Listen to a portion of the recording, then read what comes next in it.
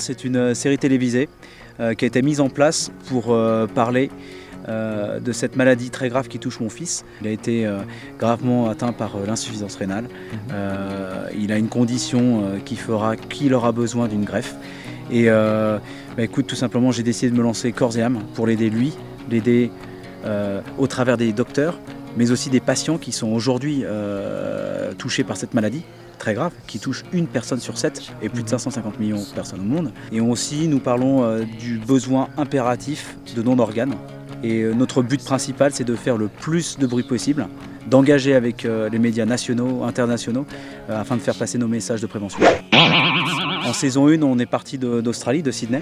On a traversé 4 continents, 9 pays, dont la Malaisie, l'Inde, l'Arabie Saoudite, l'Égypte, la Tunisie, la Libye, l'Italie et la France.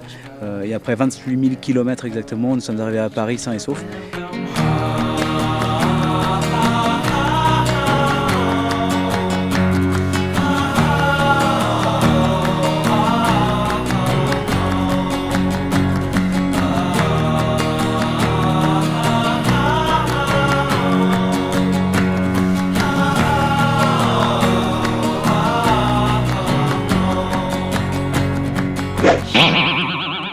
Eh ben écoute, saison 2, les World Riders, ils sont passés sur des 1200 Yamaha Super Ténéré.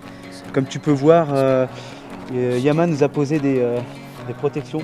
Alors celles-ci, elles sont quand même pas mal parce que c'est vrai qu'après généralement 10 à 12 heures sur les motos, tu as toujours la petite erreur qui arrive. Et tu oublies que la moto, elle est quand même assez haute. Et bang, tu la fais tomber.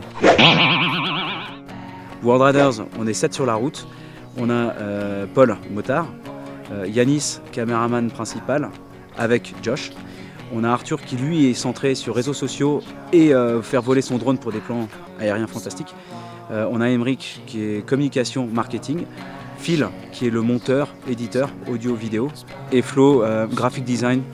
On a nos 2 caméramans, Josh et Yanis, qui eux vont définir des plans, donc c'est-à-dire qu'on est relié par walkie-talkie. Après on a Arthur qui lui va s'occuper de filmer un petit peu tout ce qu'on ne voit pas dans la série télévisée et de poster tout ça sur les réseaux sociaux, Facebook, Twitter, Instagram et notre site officiel.